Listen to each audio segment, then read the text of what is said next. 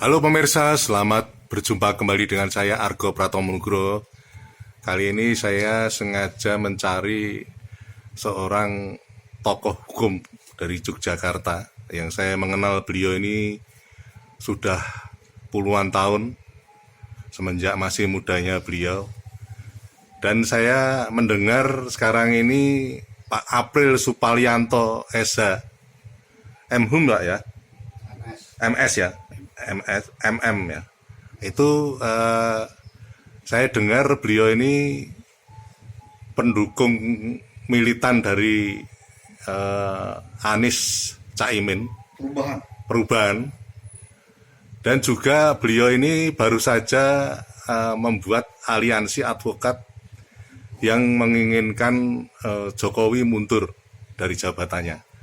Saya tertarik untuk bertemu dengan beliau. Selamat berjumpa Pak April Supalianto, kawan lama. Selamat jumpa Mas Argo. Ya. Lama gak ketemu ya? Ya. Sehat ya Mas? Ya. Terakhir saya interview sampean sebagai Vice President dari KAI ya. Ya. Saya kali ini melihat yang terakhir pergerakan Anda sebetulnya seperti apa Mas? Karena kan bagaimanapun juga kan saya yakin pergerakan Anda kan juga tidak lepas dari konstelasi hukum yang Anda geluti selama ini ya. Ya tentu iyalah. Jadi kalau kita bicara pergerakan, saya lebih mengistilahkan apa, perjuangan ya. Ya. Perjuangan, pengabdian kita semua di dalam proses untuk menuju satu keadaan yang lebih baik begitu. Ini yang harus secara istiqomah kita pegang gitu. Ya. Karena kalau kita bicara tentang satu perjuangan itu kan memang nggak akan ada habisnya. Ya. Hidup ini memang ditakdirkan kita ini harus terus berikhtiar. Ya. Sebagai bahasa lain dari sebuah perjuangan gitu, berusaha gitu. Ya. Nah secara realitas pada saat ini memang ada satu keadaan-keadaan yang menjadi catatan-catatan kita kurang baik, kurang pas ya. Ada banyak dimensi yang harus menjadi perhatian kita. Ya. Secara sosial kita bermasalah, secara politik kita bermasalah, secara hukum apalagi Ya. Nah, tentu ini tidak mengenakan dan bukan merupakan sesuatu yang diharapkan oleh rakyat. Ya. Nah, ini sebagai bagian dari masyarakat tentu saja yang secara kebetulan juga mendapatkan sebagai profesi di bidang hukum gitu. Ya. Mencoba untuk mensikapi keadaan ini secara jernih gitu. Ya. Ya terlepas saat ini sebagai tahun politik Mas Argo ya. Ya. Tentu kalau kita bicara tahun politik, ada hak politik seluruh warga bangsa termasuk saya. Ya. Ada hak politik saya. Saya memiliki kebebasan dan semuanya memiliki kebebasan untuk menentukan siapa yang menjadi pilihannya. Ya. Tapi terlepas dari itu semua, kita sebagai warga bangsa harus menaruh perhatian besar, serius atas situasi saat ini. Ya kan? Apalagi situasi di tahun politik ini menjelang pilpres ini. Ya. Banyak orang mengatakan bahwa Indonesia sedang tidak baik-baik saja. Apakah pernyataan itu betul? Bagi saya betul adanya. Justru yang menjadi pertanyaan dan harus kita pertanyakan itu ada sebagian kecil yang lain mengatakan sudahlah apa ini Indonesia kan baik-baik saja. Saya kira yang menyatakan begitu perlu dicek kesehatannya gitu. Ya. Nah, kalau kita mengatakan Indonesia tidak sedang baik-baik saja, apakah perlu pembuktian ya? Ya. Ya cukup dirasakan lah, tanya kepada warga masyarakat siapapun itu. Ada banyak fakta juga yang bisa membuktikan hal itu, Ya. gitu ya. Kenapa ini semua bisa terjadi?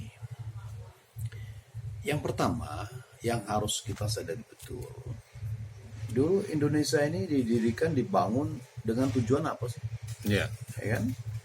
Tentu tujuan daripada para pendiri bangsa ini adalah Indonesia, Republik ini dibangun sebagai atau untuk rumah besar bagi warganya, bagi rakyat Indonesia, ya, untuk mendapatkan kenyamanan, ketenangan, ya, kesejahteraan, ya, mendapatkan keadilan dari pengelolaan negara ini. Tapi apa yang terjadi? Gitu, ya, dari sekian rezim yang sudah berjalan, setidak-tidaknya sudah ada 7 rezim. Ini rezim ke-8 kalau nggak salah. Saya kira rezim yang sekarang ini, ya, yang begitu menimbulkan kegaduhan luar biasa di dalam mengelola negara, ya, menimbulkan banyak persoalan di dalam mengurus negara ini. Kenapa itu sampai terjadi? Ya, sejak awal, ya, kami berpendapat bahwa pengelola negara ini amatir, gitu. Ya, tidak cukup punya kapasitas, tidak cukup punya kemampuan mengurus negara besar yang namanya Indonesia ini. Ya. Nah, impactnya apa? Impactnya adalah dari hasil pengelolaan itu, impactnya kepada rakyat, gitu. Ya kan? Impactnya betul-betul luar biasa kepada rakyat gitu, kan? Nah, apalagi ini semakin diperkuat, semakin menjadi-jadi, ya, ketika di tahun politik ini,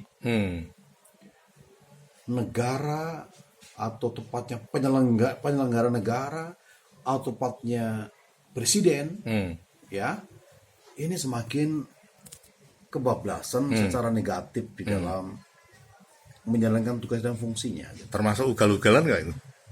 Ya bukan hanya ugal-ugalan, brutal kalau menurut saya. Malah lebih parah lagi ya. Bagaimana jabatan presiden sudah disalahgunakan seperti ini, ya. Ya, sudah penyalahgunaan kekuasaan ya. Saya kira abuse of power ini sangat nyata sekali. Berarti sebutan sebagai negara hukum semakin jauh ya. Ya makanya saya beberapa kali menyampaikan di beberapa kesempatan. Presiden Jokowi ini sudah mendegradasi negara hukum Indonesia menjadi negara kekuasaan. Ini yang sangat menyedihkan bagi kami semuanya, bagi kita semuanya. Ya.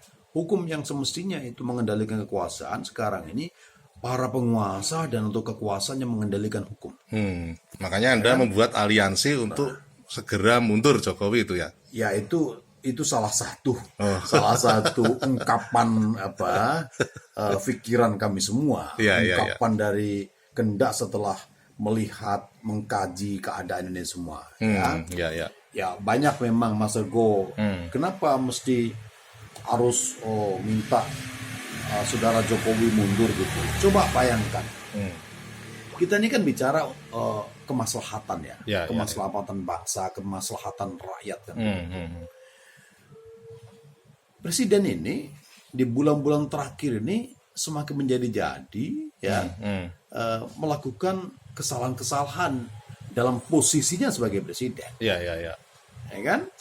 Bagaimana dia secara sembrono dan brutal, ugal-ugalan, brutal bahkan gitu ya. Dia bicara tentang keberpihakan di dalam proses pilpres ini, ya kan? Kemudian mengutip salah satu pasal di dalam undang-undang pemilu, ya kan? Yang di situ kan boleh presiden. Lah, makanya saya katakan bahwa Pak Presiden, Anda ini mengutip, membaca, ya, memberikan argumentasi pembenaran Anda terhadap kebolehan Anda berpihak, berkampanye itu tidak utuh. Pasal itu nggak bisa dibaca hanya itu, kan ada beberapa pasal. Di dalam salah satu pasal ada beberapa ayat, ya. Ada pasal-pasal yang mengatur yang tidak bisa dipisahkan satu sama lain.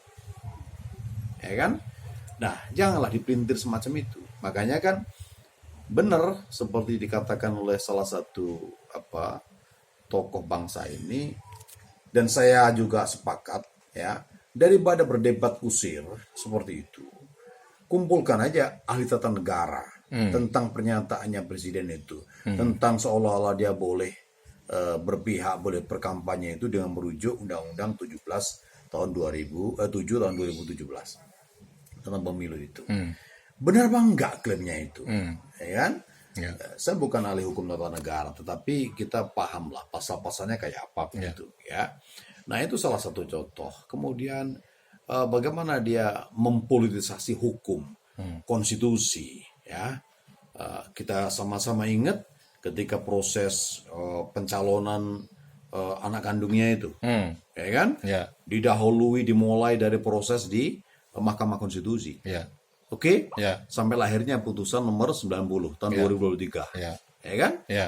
Nah, di situ kan sangat nyata sekali, ya. Makanya saya katakan bagaimana demokrasi konstitusi diperkosa habis.